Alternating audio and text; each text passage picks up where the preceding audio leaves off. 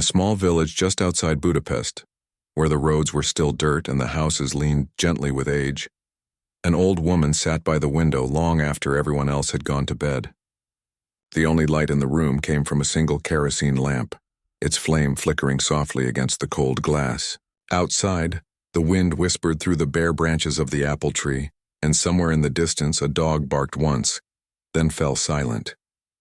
Inside, her fingers moved, steady, quiet, sure over a piece of worn wool, needle in, thread out. Again and again, she wasn't making anything fancy. No lace collars or silk ribbons, just a coat, thick, practical, meant to keep someone warm through a hard winter. But if you looked closer, if you knew what to look for, you'd see something unusual. Tucked into the inner seam, just below the left pocket, was a tiny slit, almost invisible, stitched with thread that matched the fabric perfectly. It wasn't a mistake. It was a hiding place. And it wasn't the first one she'd made. The neighbors called her the night seamstress. They'd see her silhouette behind the curtain, even at 2 or 3 in the morning, bent over her work like a prayer. Some thought she couldn't sleep. Others said grief kept her awake. Her husband had vanished during the war, and she never spoke of him again. A few even joked that she stitched so much because she was paid in dreams, but no one guessed the truth. No one dared, because these weren't ordinary clothes. Every stitch she made carried a purpose far beyond warmth or modesty. A pair of trousers for a young man heading west? She'd sew a false hem where a passport could be tucked away. A dress for a woman with frightened eyes. The lining held a map drawn in faint pencil, erased if needed, but clear enough to follow by moonlight. Sometimes she'd embroider a flower on a child's scarf. Not just any flower, but one with 5 petals instead of 4. That meant safe house 3rd Street from the river. Only those who'd been taught would understand. She never asked names. Never wanted to know destinations. The less I know, the safer we all are, she'd say if anyone pressed her, though no one ever did. People came quietly, usually after dark, knocking twice, then once more. She'd let them in without a word, take their bundle of fabric or half-finished garment and nod. They'd leave coins on the table, sometimes bread, sometimes soap, but she never counted them. What mattered wasn't payment. It was trust, and trust was rare these days. Hungary in the late 1940s was a country holding its breath. The war was over, but peace hadn't settled in. New uniforms had replaced the old ones, new slogans painted over the old ruins. Men in dark coats watched street corners. Radios played the same speeches over and over. Children were taught to report suspicious behavior, which could mean anything from whispering to keeping your curtains closed too long. Fear had become part of the air, like dust you couldn't quite shake off. But in this little house, with its chipped teacups and faded rug, something else lived. Not hope exactly, that felt too loud, too bold. More like quiet defiance. A refusal to look away. She'd seen what happened when good people stayed silent. She'd lost everything once. She wouldn't lose her conscience, too. Her hands ached most nights. Arthritis had curled her fingers like old roots, and her eyes burned from straining in the dim light. But she kept going. Because someone always needed a coat by morning. Because a boy with bruised knuckles had shown up last week, trembling, saying his brother was due to be taken at dawn unless he disappeared. Because a woman with a newborn had pressed a scrap of paper into her palm, her husband's name, his prison number, and whispered, "Can you get this to him?" She couldn't. But she made a shawl for the baby, lined with soft flannel, and tucked a note inside for another prisoner's wife. Sometimes that was enough. She worked slowly, but never carelessly. Every knot was tight, every seam straight. Sloppiness could get someone killed. Once she'd unpicked an entire sleeve because the stitching looked rushed. If they search it, she muttered to herself, it must look like it was made by a tired old woman, not a spy. And in a way, that's exactly what she was. A tired old woman who'd turned her needle into a weapon. Her grandchildren slept in the next room unaware. They thought she stitched because she loved it. And in a way she did. Fabric had been her life since she was a girl, first in her mother's shop, then in her husband's tailor studio in the city. She remembered the smell of fresh wool, the sound of scissors snipping through silk, the pride in making something beautiful and useful. Now beauty wasn't the point. Survival was. But there was still dignity in a well-made seam, in a button sewn on tight, in knowing you'd given someone a chance to live. Sometimes, When the house was silent and the lamp burned low, she'd pause and look out the window. The yard was empty, just dirt and a few stubborn weeds pushing through the frost. But she imagined it full of people she'd helped walking away toward trains, forests, borders. She never saw most of them again. Didn't expect to. That wasn't the point. The point was that they walked at all. One night a knock came, not the usual pattern. 3 quick taps, then silence. She froze, needle hovering. No one used that signal. Heart pounding, she blew out the lamp and waited in the dark. The knock came again, softer this time. She crept to the door, peered through the crack. A young woman stood there, soaked from rain, clutching a bundle to her chest. No coat. Barefoot in thin slippers. Without a word, the old woman opened the door. The girl stumbled in, shaking. "They took my father," she whispered.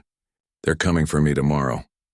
The old woman nodded, wrapped a blanket around her shoulders, and pointed to the chair by the stove. Then she went to her work table, pulled out a half-finished coat, and began to stitch. Not for warmth. Not just for hiding papers. This time she added something new, a tiny red thread woven into the cuff, almost invisible. A signal. For those who knew, it meant urgent. Move fast. As her needle moved in and out, the girl fell asleep by the fire. Outside, the wind picked up. Somewhere far off, a siren wailed. But inside, there was only the soft sound of thread pulling through cloth. A sound as old as time, as steady as a heartbeat. And in that quiet rhythm, a promise. You are not alone. She stitched through the night. She always did. Years ago. Before the war. Before the silence. Before the black cars and the whispered warnings. She had been young. Not in the way people talk about youth, with bright eyes and careless laughter, but in the way of someone who believed the world could be stitched back together if you just used the right thread. Back then, her fingers weren't gnarled. They moved fast over silk and cotton, shaping collars, hemming skirts, mending tiers with such care that you couldn't tell where the damage had been. She worked alongside her husband in a small tailor shop near the Danube, where sunlight poured through tall windows and the smell of warm wool mixed with fresh bread from the bakery next door. He was gentle, quiet, spoke more with his hands than his voice. He'd hum old folk songs while pressing seams with an iron, and sometimes when no customers were around, he'd drape a scarf over her shoulders like she was a queen and bow dramatically. They didn't have much, but they had each other, and that felt like enough. Then the world changed. First came the laws, then the signs, then the silence from neighbors who used to wave from their doorsteps. Her husband's name was on a list, not because he'd done anything wrong, but because of who he was. They came for him one gray morning in 44. She stood in the doorway, clutching the doorframe so hard her nails left marks in the wood. He turned once, just once, and mouthed 2 words. Keep stitching. She never saw him again. After that, she vanished too, not in body but in spirit. She left the city, took a train to the countryside with nothing but a satchel and a pair of scissors wrapped in cloth. She stayed with a cousin who barely spoke to her, working in fields by day, sewing by night to earn her keep. She didn't cry, not then. Grief, she learned, wasn't a storm. It was a slow leak dripping inside you until you forgot what dry felt like. But even in hiding, her hands wouldn't stop. When a farmer's wife needed a dress fixed before Sunday church, she did it. When a child's coat split at the shoulder, she mended it. And when a stranger passed through the village with hollow eyes and shoes falling apart, she gave him a pair of socks she'd knitted from unraveled curtains. No questions. Just thread and time. After the war ended, she returned to the city, hoping to find something, anything, of the life she'd lost. The tailor shop was gone. Burned, looted, turned into a storage room for someone else's goods. The apartment upstairs, where they'd shared tea and dreams, was occupied by a family who didn't know her name. She stood on the sidewalk for a long time, watching laundry flutter from their window like ghosts waving goodbye. She could have stayed bitter. Many did, but bitterness, she realized, was heavy. And she'd carried enough weight already. So she went back to the village, not because she wanted to, but because it was the only place that didn't ask her to explain who she used to be. She bought the little house with the crooked porch using coins saved from years of mending, planted a few herbs by the door, hung a single photograph on the wall, her husband smiling in a suit he'd made himself, and every night she stitched. At first it was just for herself. Blankets, aprons, a new lining for her winter coat. But then the new regime came, different uniforms, Same fear, and people started disappearing again. Only this time it wasn't just one group. It was students, teachers, farmers who asked too many questions. Anyone who looked like they might think for themselves. One evening, a woman knocked on her door. Not a neighbor, a stranger. Her eyes were red, her hands shaking. "My son," she said, voice breaking. "They arrested him yesterday for handing out papers. They say he'll be sent to a camp unless—" She couldn't finish. The old woman didn't speak. She just stepped aside and let her in. Later that night, she sat at her table with a half-finished coat, the kind a young man might wear to look respectable while traveling. Into the lining, she sewed a small square of paper with names and addresses written in faint pencil. Safe houses, trusted contacts near the Austrian border. Then she added a tiny embroidered star near the collar, 3 points visible, the fourth hidden in the seam. A signal only certain people would recognize. She gave the coat to the mother the next morning, wrapped in plain brown paper. "Tell him to wear it when they release him," she said. And not to look back. Weeks passed. Then a letter arrived, slipped under her door one night. No return address. Just 3 words. He made it. That was all she needed. Word began to spread, not loudly. Not openly, but in the way secrets travel in small places. A nod at the market. A pause in conversation. A loaf of bread left on her step with a folded note tucked inside the crust. People started coming, not many. Never more than 1 or 2 a month. But they came. A school teacher with a satchel full of banned books. A factory worker whose brother had been shot for striking. A teenage girl whose parents had vanished after criticizing a party official. She never promised safety. Only a chance. She taught herself new tricks. How to dissolve ink in vinegar, so messages could be erased with water. How to weave thread in a pattern that looked like decoration, but spelled out directions in an old dialect only a few remembered. Once she stitched a child's doll with a hidden compartment in its stuffed arm, just big enough for a wedding ring or a lock of hair. "In case they take everything else," she told the mother, who wept into her apron. Her granddaughter, who lived with her after her parents died in a train accident, noticed the late nights but never asked why. She thought it was just her grandmother's way, always working, always giving. Sometimes she'd bring her tea and sit quietly on the floor, watching the needle flash in the lamplight like a tiny silver fish. "You're magic," she'd say sleepily. The old woman would smile and ruffle her hair. "No, my dear, just careful." But careful wasn't enough forever. One afternoon while hanging laundry, she saw 2 men in dark coats standing at the edge of the road watching her house. They didn't move, didn't speak, just stood there like statues with eyes. She kept hanging the sheets, her back straight, her hands steady. Inside, her heart hammered. That night, she burned 3 unfinished garments in the stove along with a notebook filled with symbols. She buried the ashes deep in the garden under the rosemary bush. Still, she didn't stop, because stopping meant giving up. And giving up meant letting fear win, and she'd already lost too much to let that happen again. So she kept stitching. Slower now, more cautious, but never idle. Every coat, every pair of trousers, every child's dress became a quiet act of rebellion. Not with guns or speeches, but with thread and time and the stubborn belief that one person, working in the dark, could still make a difference. And in the quiet of her kitchen, as rain tapped on the roof and the fire crackled low, she'd sometimes pause, needle in hand, and whisper to the empty chair across from her, "We're still here." It wasn't much, but it was everything. The knock came just before dawn. Not the soft, careful tap she'd grown used to, the kind that meant someone needed help, someone was running. This was different, hard, deliberate, like a fist testing the strength of the door. She was already awake. She hadn't slept much these days. Too many sounds in the night, dogs barking too sharply, boots on gravel that didn't belong, the low hum of engines idling too long down the road. She sat up slowly, her joints stiff from the cold, and pulled her shawl tighter. Outside, the sky was still dark. But the first hint of gray crept along the horizon like a warning. Then came the boots.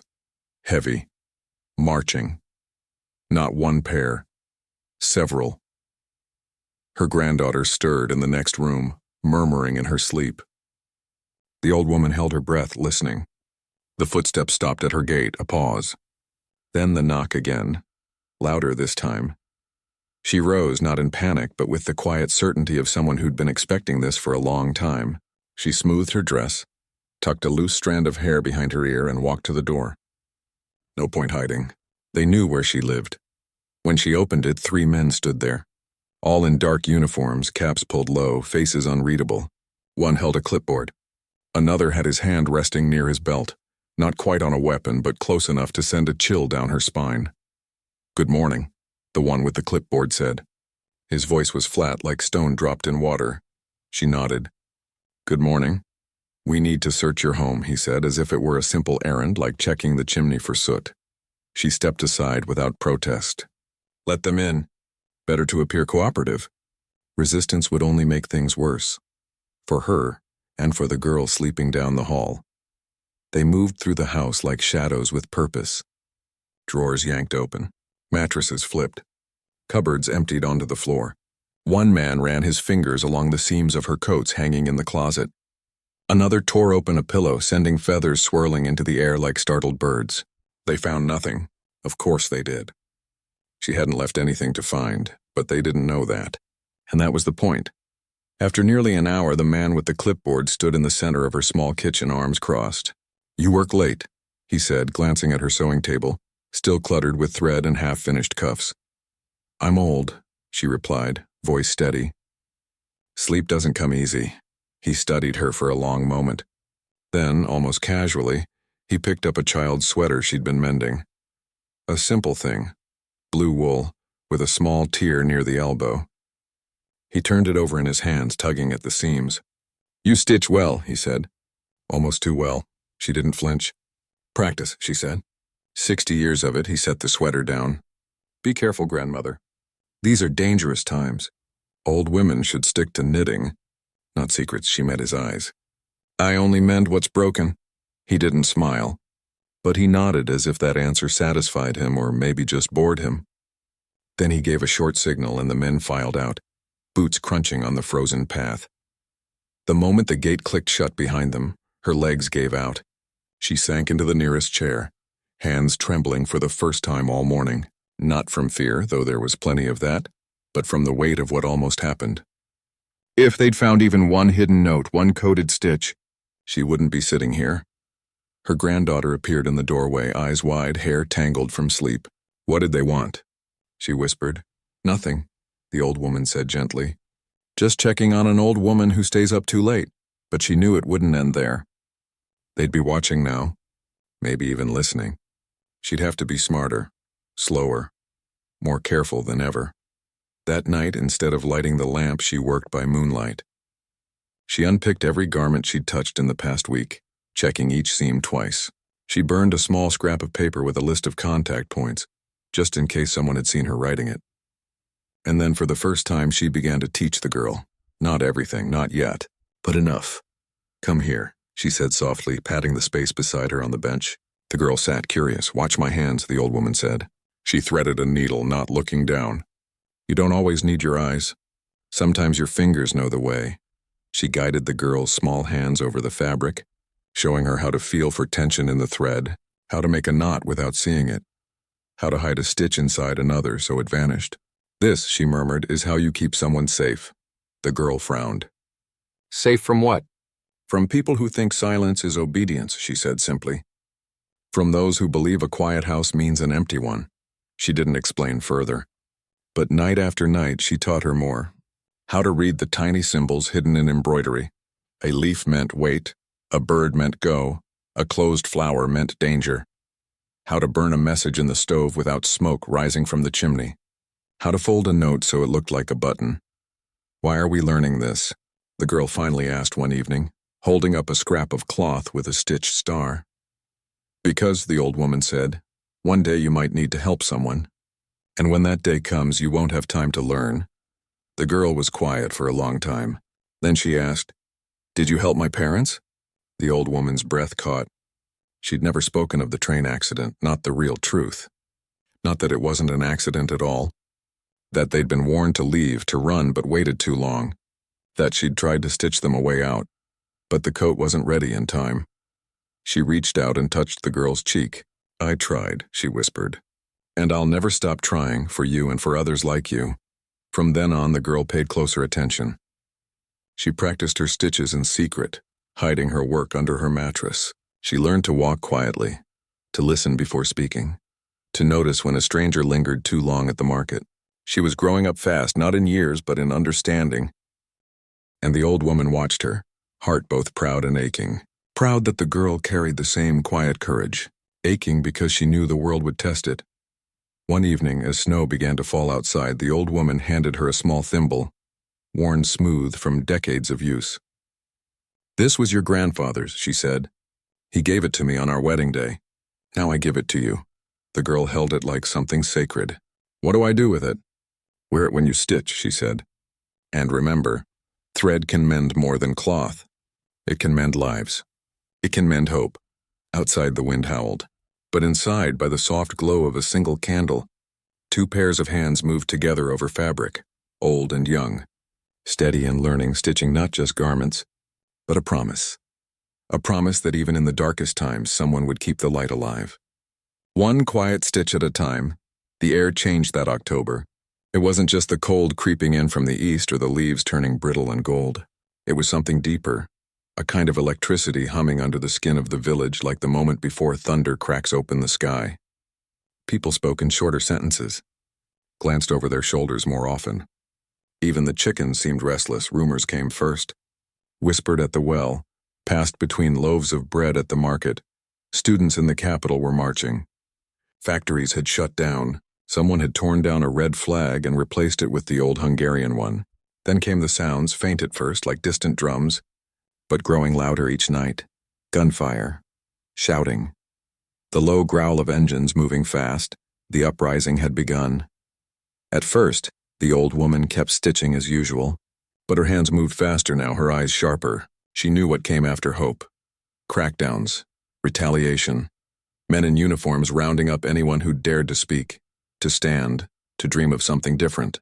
She'd seen it before. She wouldn't let it happen again without trying to help. She worked through the nights, not just for strangers now, but for neighbors. A coat for the baker's son who'd been seen handing out leaflets, a shawl for the school teacher, lined with pockets for medicine and dried bread. She stitched in signals, escape routes, warnings, all hidden in plain sight. Every thread was a lifeline. Then, one rain-soaked evening, as thunder rolled across the hills and the wind rattled the shutters, headlights cut through the dark.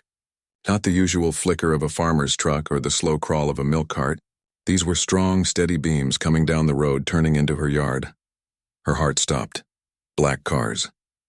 Long, sleek, foreign-looking. Not government issue. Too clean. Too quiet. She stood by the window, pulling the curtain just enough to see. 3 of them. They stopped in a line, tires sinking slightly into the mud. Doors opened. Men stepped out, not in uniforms, but in dark suits, raincoats pulled tight. One carried a small case. Another looked around, not like a threat, but like someone searching for a familiar face. Her granddaughter appeared beside her, eyes wide. "Who are they?" "I don't know," the old woman said, but something in her chest loosened just a little. These weren't secret police. They moved differently. Less like hunters, more like people who'd come a long way. She took a breath, smoothed her dress, and opened the door. The man in front stepped forward. He was older, with silver at his temples and eyes that held too much memory. He looked at her for a long moment, then bowed his head slightly. "You don't remember me," he said, voice rough with emotion. "But I remember you. You gave me a coat in '49 with a star in the lining." Recognition flickered.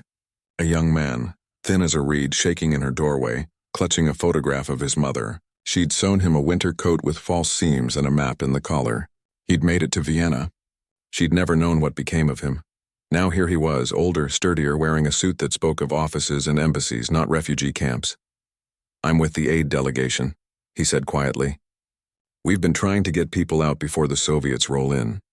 We heard you were still helping." She didn't answer right away. Instead, she looked past him, at the other men, at the cars, at the rain dripping from the eaves. "You came for me?" she finally asked. "We came for you," he said. "And anyone you say needs to go." Her throat tightened. She thought of the baker's son hiding in the root cellar, the schoolteacher nursing a broken arm after a beating, the widow whose husband had vanished last week. Dozens of faces flashed through her mind, people who'd knocked on her door, people she'd stitched back into the world. "I won't leave without them," she said firmly. The man didn't argue. He just nodded as if he'd expected nothing less. Then we take them too. What followed was a quiet flurry of movement. No shouting, no panic, just urgent whispers and careful planning. The old woman sent her granddaughter to wake the neighbors, only those she trusted, only those who'd been marked. One by one they came, silent as shadows, carrying small bundles, children held close, eyes wide with fear and fragile hope. Inside the house, the men from the cars worked fast. They handed out papers, temporary travel permits, forged but convincing. They explained the route, west through the hills to a waiting convoy near the border. "We have 2 hours," the silver-haired man said. "After that, the roads will be blocked." The old woman moved among her neighbors like a shepherd gathering lambs. She pressed a scarf into one woman's hands, embroidered with a bird near the hem. "Follow the one who wears this," she whispered. She tucked a small pouch into a boy's pocket, dried fruit, a compass, a note in code. "Don't open it until you're past the river." Her granddaughter stood by the stove, boiling water for tea no one would drink. Her face was pale, but her hands were steady. "What about you?" she asked quietly. "I'll be right behind you," the old woman said. But they both knew it wasn't true. The cars filled quickly. Children sat on laps. Elders clutched rosaries or photographs. The last to board was the schoolteacher, her arm in a sling, eyes red but dry. She turned at the door. "Thank you," she said, voice breaking. "For everything." The old woman just touched her shoulder. "Go live." Then it was quiet again. Rain tapped on the roof. The yard was empty except for muddy tire tracks and one forgotten scarf caught on the gate. Inside, the old woman stood in the center of her kitchen, listening to the fading hum of engines. She should have felt relief, joy even, but all she felt was tired, deep in her bones, deep in her soul. She walked to her work table. There waiting was a child's coat she'd started days ago, small, blue, for a boy whose parents had been taken in the night. She picked it up, ran her fingers over the unfinished seams. Outside, the wind picked up. Somewhere far off, a siren wailed, long and low like a warning from the earth itself. She sat down, lit the lamp, threaded her needle and began to stitch. She never made it to the border, not because she was caught, not because she changed her mind, but because in the end her hands had one last task to finish. The child's coat, the small blue one, still lay open on her table, its lining waiting to be stitched, its buttons loose in a tin beside the lamp. She couldn't leave it half done, not when someone out there might need it before dawn. So she sat, needle in hand, thread pulled taut, rain tapping the roof like a quiet companion. She worked slowly now, not with the urgency of escape, but with the calm of someone who knew time was running out, and that was all right. Every stitch was deliberate, every knot secure. Into the inner seam she tucked a scrap of paper with a single word written in faint pencil. Remailum. I hope. Not a map. Not a name. Just those 3 syllables, soft as a breath, strong as a promise. Outside, the night deepened. Somewhere in the distance, the low rumble of tanks rolled toward the city. But here, in this small house with its crooked porch and herb garden, there was only the sound of thread moving through cloth, steady, patient, human. By morning, she was gone, not in the way people vanish, no slammed doors, no hurried footsteps. She was simply still, seated in her chair by the window, hands folded in her lap, the finished coat draped over her knees like a blanket. The lamp had burned out hours before. Sunlight, pale and thin, spilled across the floor, catching the silver in her hair. Her granddaughter found her there. She didn't cry, not right away. She just stood in the doorway for a long time, watching the rise and fall of her own breath as if waiting for the old woman to stir, to smile, to say, "Come, sit, there's more to learn." But the chair stayed empty. The villagers came quietly. They brought flowers, candles, bread wrapped in cloth. No speeches, no grand words, just silence and the kind of respect that doesn't need noise to be felt. They buried her under the apple tree in the yard, the one that bloomed pink every spring even after the harshest winters. And life, as it always does, went on. The granddaughter left the village a week later. Not alone. She carried a small suitcase, a photograph in her pocket, and the old thimble wrapped in a handkerchief. She crossed the border with papers given to her by one of the men in the black cars, papers that listed her as a student, A cousin, a nobody worth noticing. She made it to the West, built a new life, learned new languages, married, had children of her own, but she never forgot the needle. Years passed, decades even. The world changed again. Walls fell, flags changed, old enemies became uneasy friends.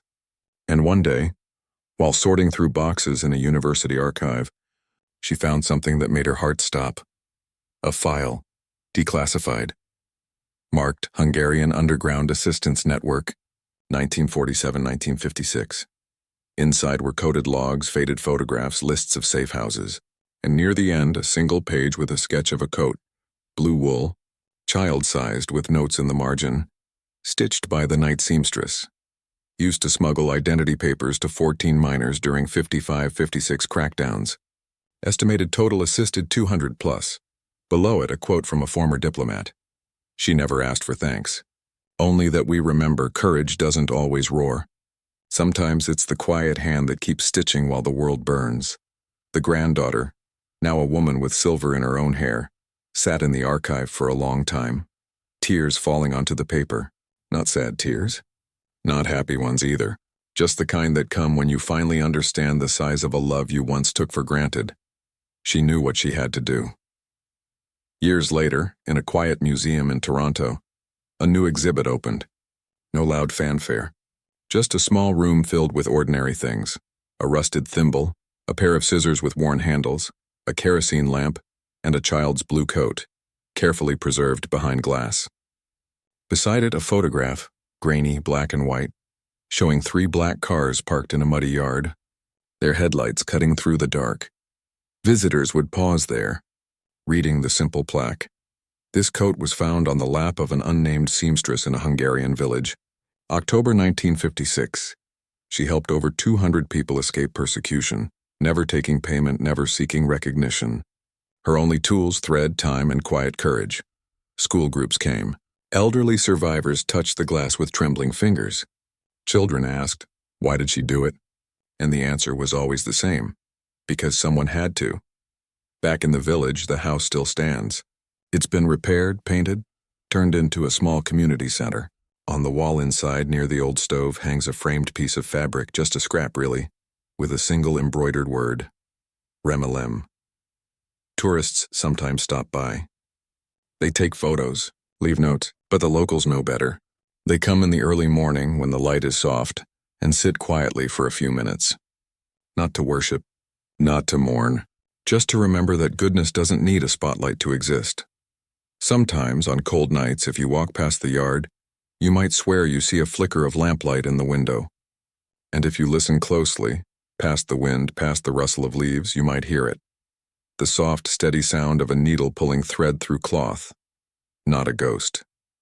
Not a miracle. Just a memory. A reminder that even in the darkest times, someone was stitching hope. One quiet, careful stitch at a time, and that, more than anything, is why we keep telling the story. The coat never left the village. Not the one she finished that last night. The small blue one with the hidden word stitched into its lining. After everything, after the black cars drove away and the tanks rolled in and winter settled over the land like a heavy blanket, someone found it folded neatly on her work table, right where she'd left it. No note, no explanation. Just the coat waiting. At first no one knew what to do with it. The neighbors stood in her doorway unsure. Some thought it should be buried with her. Others said it belonged in the church. But an old woman who'd once received a shawl lined with bread and medicine shook her head. She made it for someone, she said softly. Let it find them. So they hung it in the back room of the village hall on a wooden hanger behind glass, not as a relic, but as a promise. Years passed. The country changed. Governments rose and fell. Children who'd once played in the dirt outside her house grew old themselves. And still the coat stayed. Then, one spring morning in the early 1980s, a man came to the village. He wasn't young. His hair was gray, his steps careful. But his eyes were sharp, scanning the streets like he was reading a map only he could see. He asked for the old seamstress's house. When they told him she was long gone, he didn't seem surprised. Just sad. He was taken to the village hall. When he saw the coat behind the glass, he stood so still the dust motes swirling in the sunlight seemed to pause around him. That's mine, he whispered. No one believed him at first. It was a child's coat. He was a grown man, broad-shouldered, with hands rough from labor. But then he reached into his pocket and pulled out a small piece of faded blue fabric, worn thin, stitched at the edges. "I kept this," he said. "Cut from the sleeve the night I left. My mother told me to hold on to it. Said someone had risked everything to give it to us." He explained. His parents had been taken in '55. He was 6 years old, hiding in a neighbor's barn. One night, a woman he'd never seen before slipped in, wrapped him in this coat and whispered, "Run to the mill. A man with a cart will be waiting." He did. He made it to Austria, then Canada, built a life, never forgot the coat that kept him warm and hidden on that long, dark walk. When they opened the case and let him hold it, he pressed it to his face and wept. Not loudly, just quiet tears, the kind that come after decades of carrying something too heavy to name. He didn't take it with him when he left. "It belongs here," he said. "Where others can see it and know, kindness leaves a mark, even when no one sees it happen."